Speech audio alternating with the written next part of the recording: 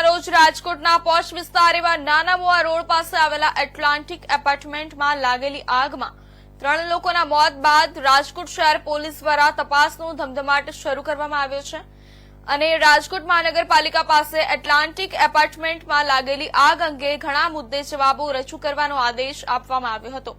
આ તકે રાજકોટ મહાનગરપાલિકા તંત્ર દ્વારા શહેરની રહેણાંક બિલ્ડિંગોમાં તપાસ ઝુંબેશ હાથ ધરી હતી।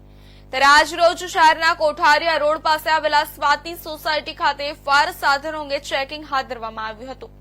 આ સાથે રાજકોટ મનપાની ફાયર વિભાગની અલગ અલગ ટીમો દ્વારા આજથી દરરોજ શહેરના અલગ અલગ વિસ્તારોમાં આવેલા રેસિડેન્ટ હાયરસિંગ બિલ્ડિંગોમાં ફાયર સાધનો અંગે ચેકિંગ ઝુંબેશ ચાલુ રાખવામાં આવશે। સાથે જે કોઈ બિલ્ડિંગની ફાયર એનઓસી પૂરી થઈ ગઈ હશે તેને તાત્કાલિક ફાયર એનઓસી રિન્યુ કરવાના આદેશ આપવામાં આવશે।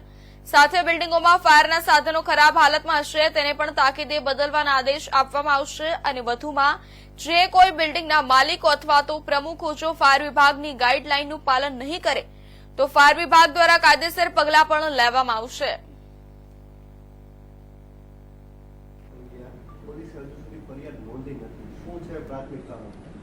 ગત 14 માર્ચના દિવસે એટલાન્ટિક અપાર્ટમેન્ટમાં આગ લાગવાનો બનાવ બનેલ, જેમાં 3 વ્યક્તિઓનો મૃત્યુ નિપજેલ હતો અને એક બાળકીને ઈજા થયેલ હતી। આ બાબતે માલવીયનગર પોલીસ સ્ટેશન દ્વારા એક એડીનો બનાવ નોંધી તપાસની કાર્યવાહી હાથ ધરવામાં આવી છે અને આ બાબતે હજુ સુધી માલવીયનગર પોલીસ સ્ટેશન દ્વારા આરએમસી કમિશનર સરને એમની બાંધકામ શાખા સાથે અને એમના ફાયર વિભાગ સાથે પત્ર વ્યવહાર કર્યો છે અને એમાં વિવિધ ટેકનિકલ પ્રશ્નો પૂછવામાં આવ્યા છે, જેમાં બિલ્ડિંગનો નિર્માણ પ્લાન મુજબ થયો હતો કે કેમ, એમાં કોઈ ઇમ્પેક્ટ ફી ભરીને વધારાનું બાંધકામ કરવામાં આવેલ હતું કે કેમ, આમ સુરક્ષા બાબતના તમામ પ્રોટોકોલ જે ફોલો કરવાના હતા ફોલો થયા કે કેમ, અને ફાયર વિભાગ સાથે પણ આ બાબતે પ્રશ્નોત્તરી કરવામાં આવી છે, જેમાં એમની ફાયર એનઓસી ક્યાર સુધી રિન્યુ કરવામાં આવેલ હતી અને એના પછી ફાયર વિભાગ દ્વારા કોઈ નોટિસ આપવામાં આવેલ છે કે કેમ। આ તમામ બાબતોના જવાબ અમારા પાસે આધિકારિક રૂપથી મળી જાય એના પછી આગળની કાર્યવાહી કરવામાં આવશે। લાગે છે વિલંબ કરી રહ્યા છે કોર્પોરેશન નહીં, શુક્રવારે બનાવ બન્યો, શનિવારે પત્ર વ્યવહાર કરવામાં આવ્યો અને આજ મોસ્ટ પ્રોબેબલી જવાબ અમને મળી જશે।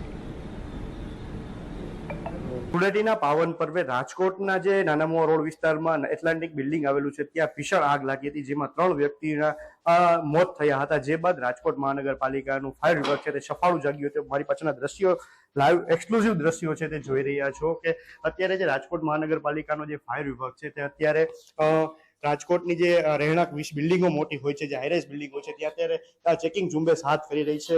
એક્સક્લુઝિવ દ્રશ્યો આ ઇન્ડિયા ન્યૂઝના માધ્યમથી આપ નિહાળી રહ્યા છો કે જે અત્યારે રાજકોટ મહાનગરપાલિકાનો જે ફાયર વિભાગ છે તે સતર્ક થયો છે અને જે તપાસની ઝુંબેશ હાથ ધરી છે અને અત્યારે રાજકોટની જે અલગ અલગ જે રહેણાંકો બિલ્ડિંગ છે ત્યાં અત્યારે તપાસની ઝુંબેશ હાથ ધરવામાં આવી છે। મહત્વની બાબત એ છે કે ટીઆરપી અગ્નિકાંડ બાદ પણ રાજકોટ મહાનગરપાલિકાનો ફાયર વિભાગ છે તે સફાળો જાગ્યો હતો અને ચેકિંગ ઝુંબેશ હાથ ધરી હતી।